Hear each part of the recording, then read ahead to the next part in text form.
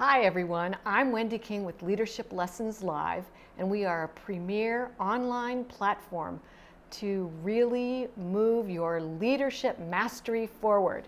Today we're going to be talking about gestures, and using your hands really improves the quality of your presentations. This medium, particularly online, is such a flat medium.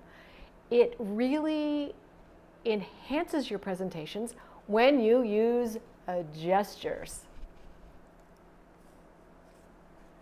Here are a great example of using gestures that are both symbolic and descriptive. And one of the things you want to think about is that using gestures reinforces your words. It is also a nonverbal way to express your emotions. And it also helps with complicated concepts to make them more easy to understand.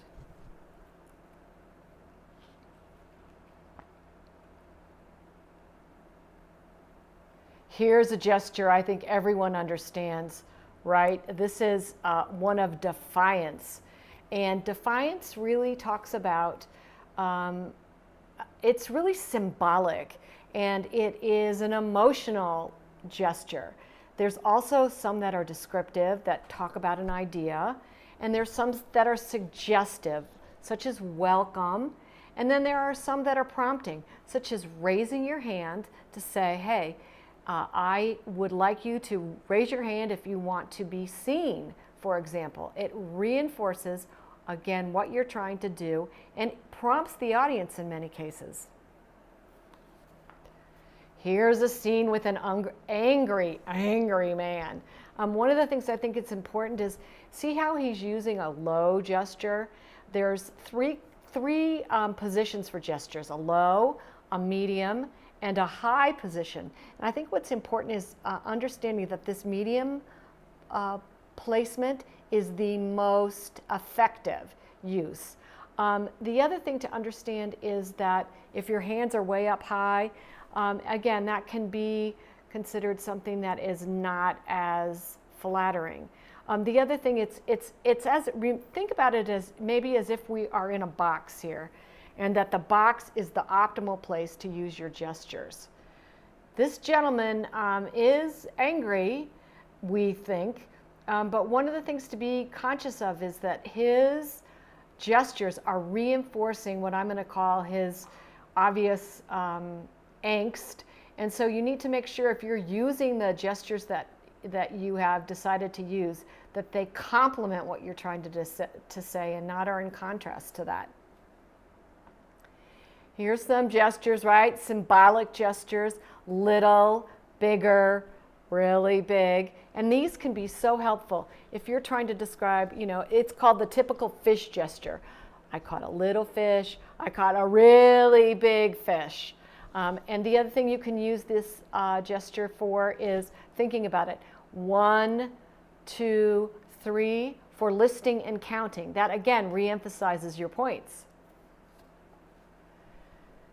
This gentleman is using no gestures. I'm not using any gestures right now. I find it particularly boring, and I wanted to really point that out. And you'll see in a minute he starts to use some gestures, which really I do think helps improve what he is trying to say. Clearly he's trying to talk about something that has some dimension. But he's not smiling. That's really not a hand gesture, but what a difference is if you have some facial expression. That's sort of, I'm going to call it, that's a double win for people.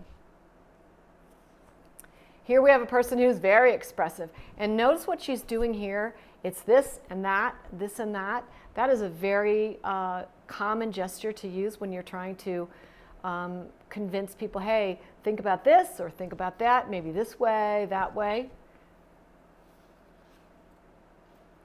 All right, in this particular slide, we have people that are holding up an object, but look at the people at the bottom. They are emphasizing what the audience should be looking at, which is the little talking bubble by using their other hand to point to that bubble.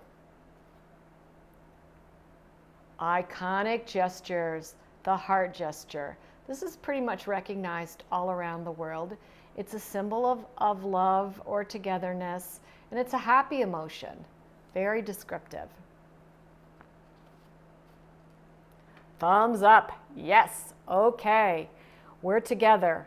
We're in this together. One of the things that, if you can see in the illustration I had at the bottom of this, if you do a gesture sideways, it's not so confrontatious as if you do it forward. Like this is, more directive.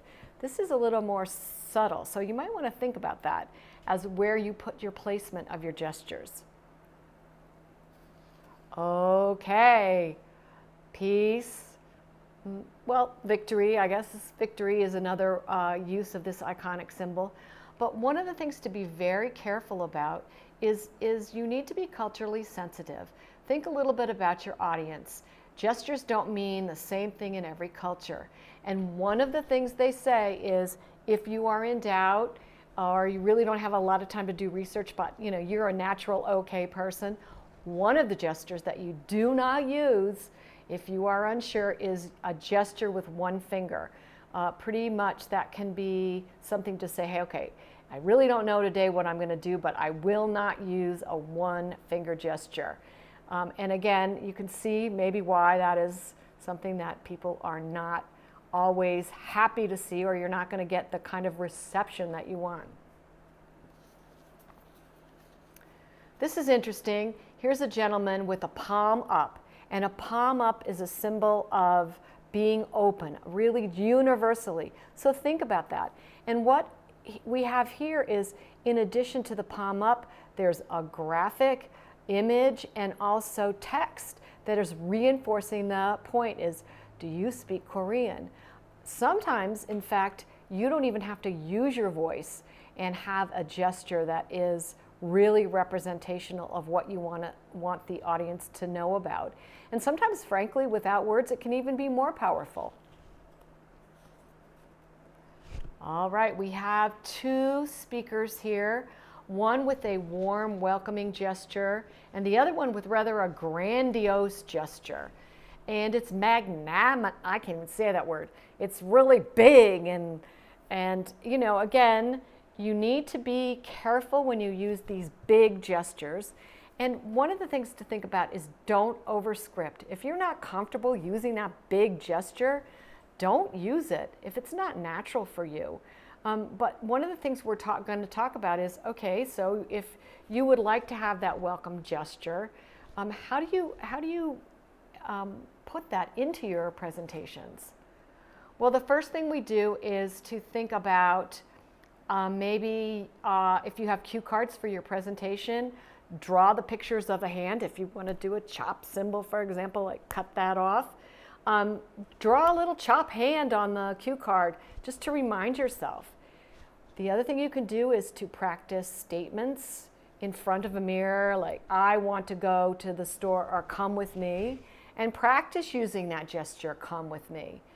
And it's a mind memory that will occur. And the third thing you could do is maybe have flashcards. So you have a word up, and then you say the word defiance, like we had before, and you use a hand gesture. And again, or defiance like this, you can really use that to help practice translating words into gestures. This is a really interesting use of gestures. It's trying to communicate a point, but then she's doing this, which is really including everyone. And this really means we're all together. And if you saw the lower gesture, that was an individual who was going you and me. And that's bringing people together. All right, here's some examples of hand gestures. Do you relate to any of these? Are you comfortable using any of these? Have you maybe not thought about using these? I like the use of the hand gesture for, making that muscle and being strong. Here, strong, strong gesture. All right, well, thank you all for being with us today. And here we are, we have really welcoming thank you gestures. Yay! I love that. And I always, really at the end of my presentations, actually put that gesture in, and I think it makes a difference to the audience. Even though they may not be right with you connecting, it's you are thanking them for paying attention.